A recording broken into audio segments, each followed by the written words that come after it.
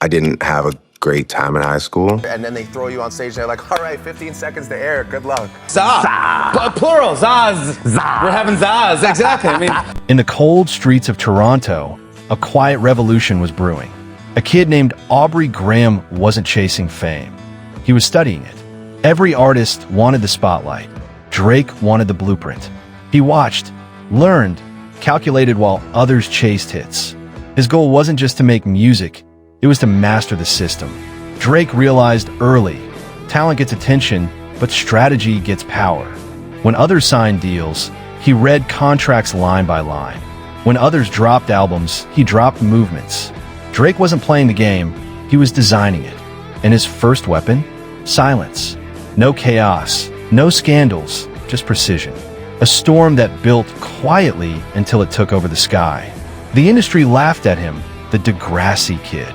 But by the time they looked again, he owned their charts. This isn't luck, it's war disguised as rhythm. Welcome to Drake's Secret Playbook. First of all, you were great on SNL. Thank you. Were so... Before we move on, make sure to subscribe to our channel so you never miss any of our upcoming documentaries.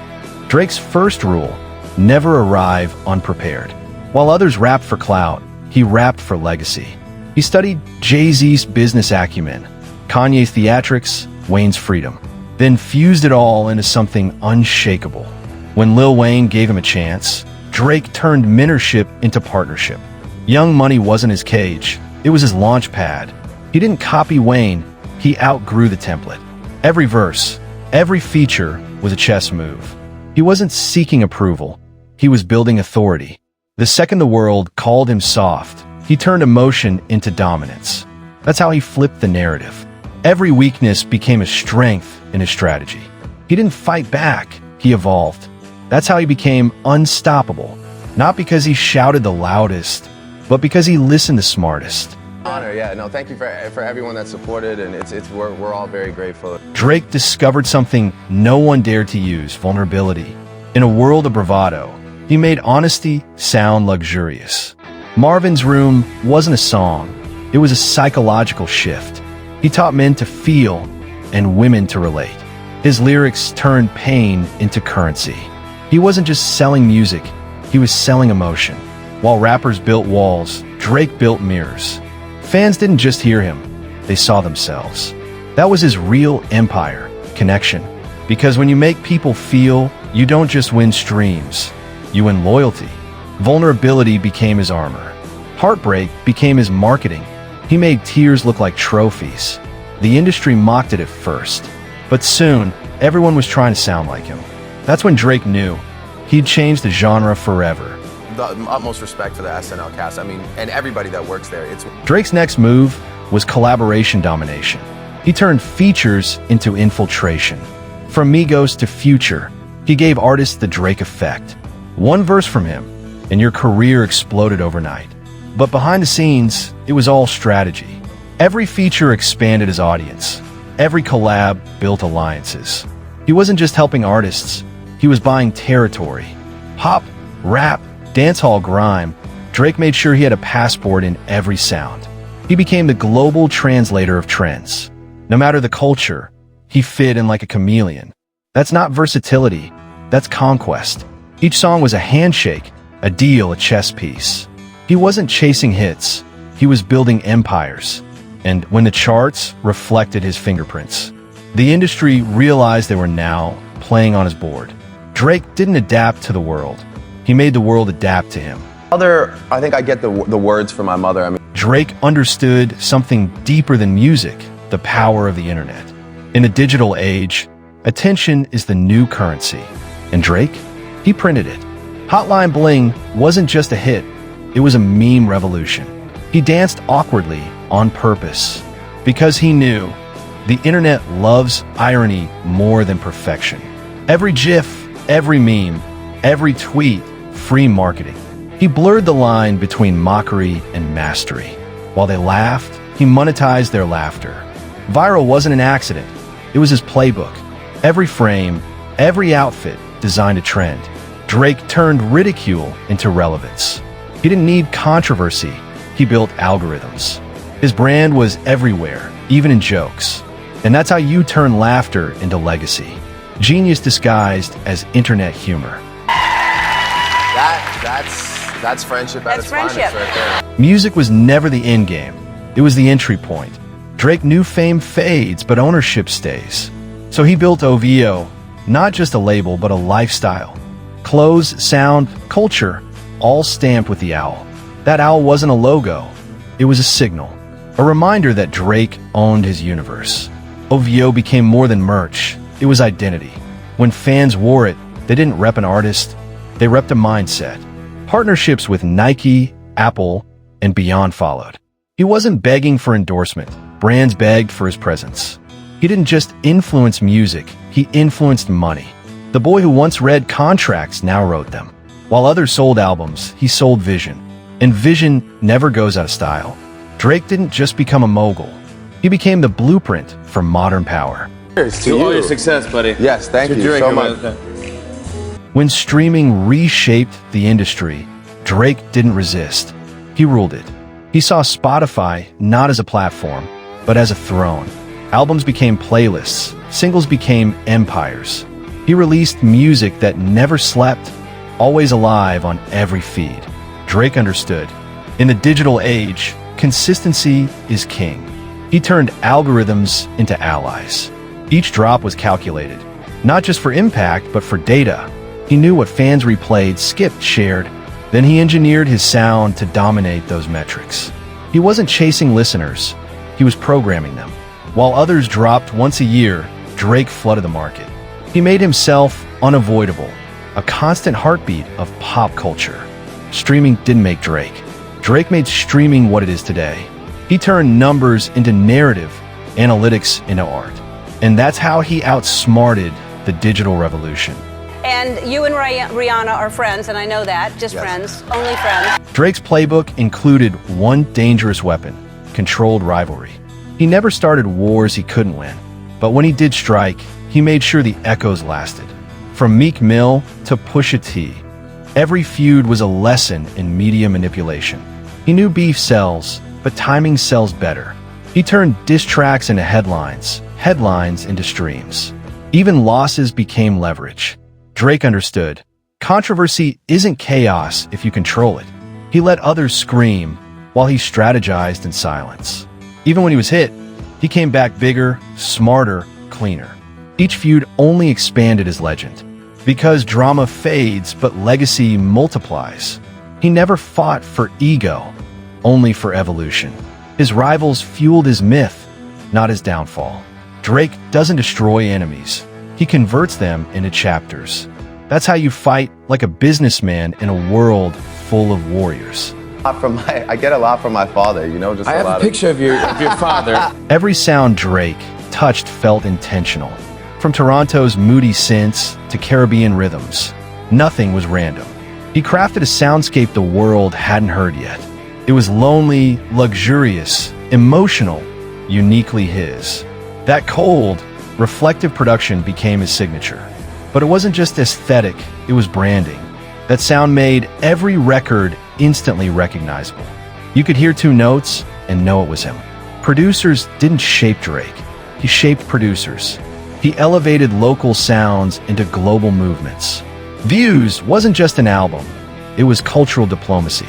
Drake used sound like a politician uses speeches. Every beat was a message, every sample a statement. He didn't chase trends, he curated culture. And by doing that, he made his sound immortal. Strategy disguised as sonics. And then one day, my mom called me and told me, "You got the role." While critics accused him of ghostwriters, Drake smiled. Because he knew, perception is a tool, not a truth. The controversy only amplified his fame. He turned accusations into attention. While they argued about authenticity, he counted streams. Drake understood, the audience doesn't care about gossip, only greatness. He weaponized mystery. No one knew what was real, and that made it powerful. He mastered the art of silence and scandal. Never over-defend, never over-explain. Just keep delivering excellence until they forget the noise. He used their doubt as his marketing, because the louder they questioned him, the bigger he became. In the age of exposure, Drake thrived on ambiguity. He wasn't hiding. He was controlling narrative. That's not defense, that's design. He goes, yeah, man, I love it, man, I love it. Drake realized that success in America wasn't enough. He wanted to own the world. So he became a cultural shapeshifter. Afrobeats, dancehall, UK grime. Drake infiltrated every genre. He didn't imitate, he integrated. He respected cultures while amplifying them. By collaborating globally, he became borderless. He didn't just tour countries, he conquered them with sound. Fans from Lagos to London felt ownership of him. He became everyone's hometown hero. That's not marketing, that's cultural engineering. He spoke the universal language of rhythm. No artist had ever blended borders like this before. Drake wasn't Canadian anymore, he was planetary. He turned globalization into his weapon and made the world his permanent audience. She had to be one of my first kisses for sure. Damn, I never thought about it like that. Every king needs a kingdom. Drake built his in silence. His circle wasn't filled with yes men, but visionaries. 40, the producer who crafted his sonic identity. Noah 40 Shebib didn't just make beats, he made history. Together, they built an empire of emotion. They turned studio sessions into laboratories. Drake trusted few, but empowered them fully. That loyalty became his greatest armor. He didn't hire a team, he built a family. Every OVO member was part of a mission, not a payroll. And that's why they never cracked under pressure. The music wasn't just business, it was brotherhood. Behind the glossy fame stood real friendship. Drake's genius wasn't isolation, it was collaboration. He understood that power shared wisely becomes power multiplied. That's how you stay untouchable.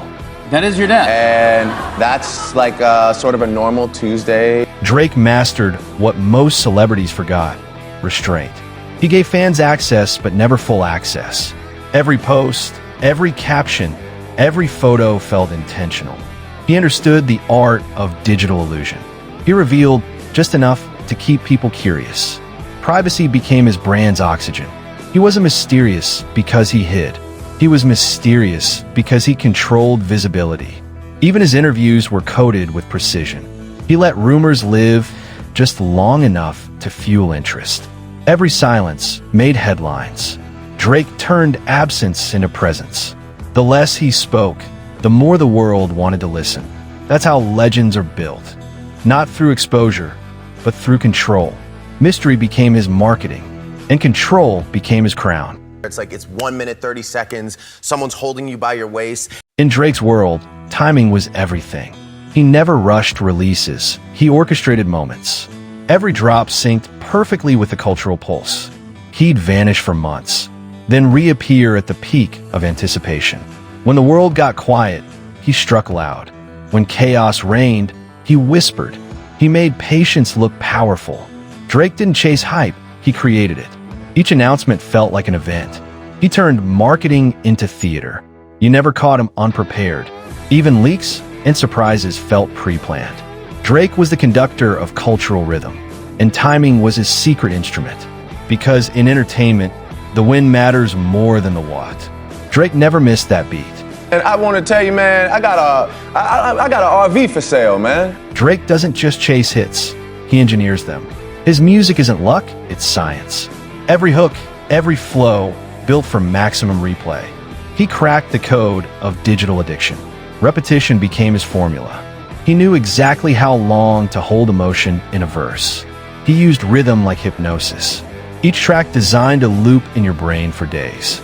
He studied how people listen and then rewired it. No artist ever understood streaming psychology like him. He made music that fits every mood, every moment, every playlist. He didn't create songs. He created soundtracks for existence. And that's how his voice became inescapable. Even silence sounds like Drake now. He didn't adapt to algorithms. He became one.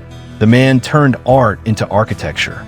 Step in your pants. It's like, you know, it gets really intense.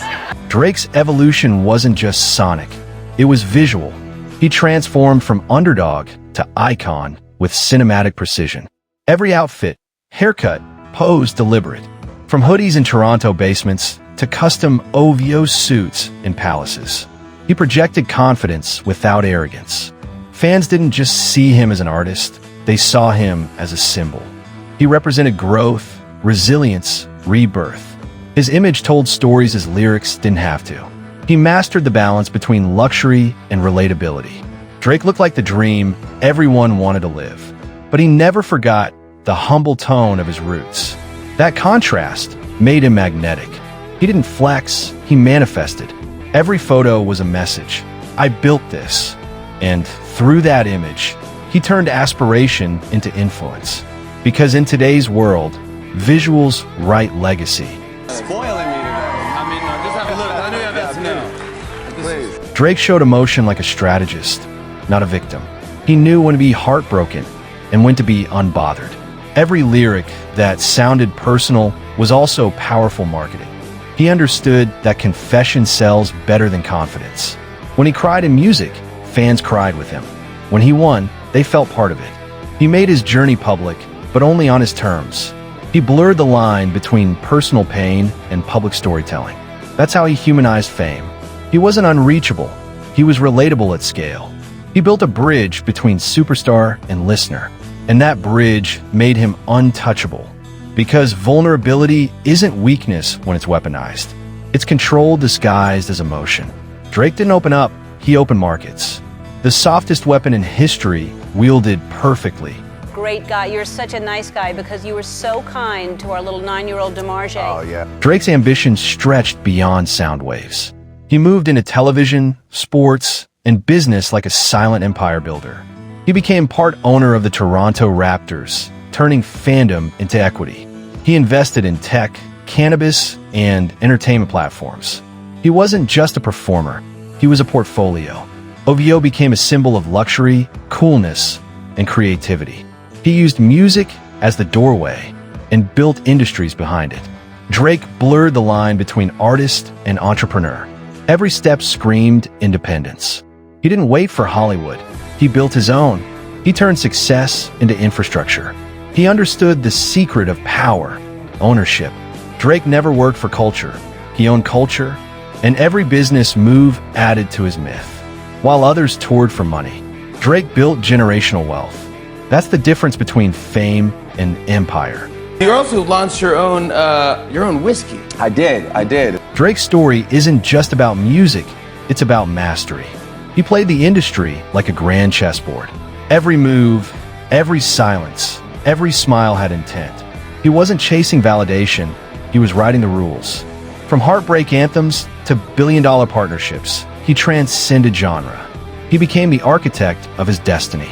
In a world built to exploit artists, Drake built armor out of intelligence. He didn't fight the system, he reprogrammed it. And that's why his name echoes beyond playlists. Because every artist wants hits. But Drake built history.